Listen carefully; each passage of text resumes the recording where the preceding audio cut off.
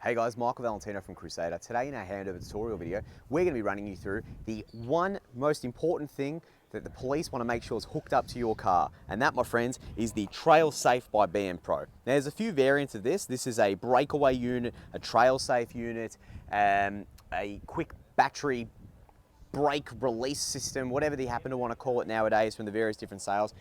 It's often a bungee cord, by something you see often on a surfboard hooked up to the surfer's leg going through, but this guy here is going to click onto a separate mounting point on this side of your tow bar. So most dealers would suggest that you mount it to a separate mounting point. Often on cars, obviously, there's not a designated mounting point. If you happen to be a fiddly sort of bloke, you want to put something on the car, you got your two D-shackle points, it doesn't hurt to whack one of these on with like a welded on eyelet or a tech screwed on eyelet, something that's got some grab, something that's not going to fail with the chain. That is the idea of it. Separate mounting point totally for the clip. Now, a lot of people go, oh, is that really enough? You know, it looks pretty tight. Like, it absolutely has some massive stretch to it. It's not just going to activate as you're willy-nilly sort of turning a corner through the street. It's not like that unless it gets caught. Now, what does it do? Great question. I'm so glad you asked. So, the idea is that if the Caravan disconnects from the car, there was this fantastic YouTube video running around with, obviously no one was hurt, that's why it's fantastic. It came off the back of a truck and it actually, the van was just rolling and roaming around the streets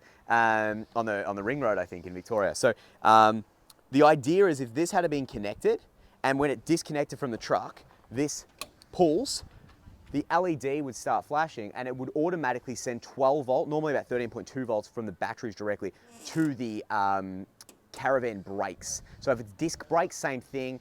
Electric brakes, same thing. Anything over 2 ton, I believe, requires electric brakes and a breakaway unit fitted. Once it disengages, that is just going, the brake lights turn on, it's going grrr and pumping power to it. To re-engage or stop the battery power consumption, you then line up the center point, and then I like to use, see, like I put it to the top, and then I use my finger and I boop, pop it back in. The light then goes on solid. So when it's pulled out, it flashes to say it's activated, it's running, and then that goes back in to stop it. It's held on by quite a large tech screw on there, and it's wired directly to the Caravan brakes. So this is the one thing, I believe it's around a $300 fine, plus I'm sure a few little pointers. Without this hooked up to your vehicle. This is the one thing, obviously with brake lights and chains and stuff, you're going to want to make sure it's hooked up. You've got to make sure this guy's on your vehicle before you depart. Just have your checklist, tow balls on, handbrakes off, chains on, TrailSafe, plugs plugged in, camera plugged in, wireless camera turned on, that sort of stuff. Really, really, really important. Now, how does this get its power? Great question. As you're driving, your Caravan is being, your car is charging the Caravan batteries.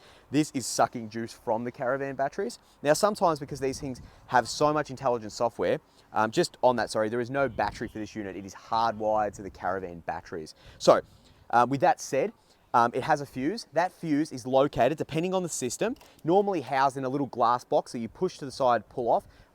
Check out our battery management system tutorial videos for a better understanding of where that fuse might be. Typically, it's a green fuse symbolizing a 30 amp fuse. Now, if this unit goes into sort of trouble mode, which is a red light, often it needs to be reset. So what I suggest you do is you pull this out, you then would take the fuse out, wait 10, 15 seconds, pop the fuse back in, pop this back in, and it'll go through a calibration mode. It'll go, oh, actually, no, I'm okay.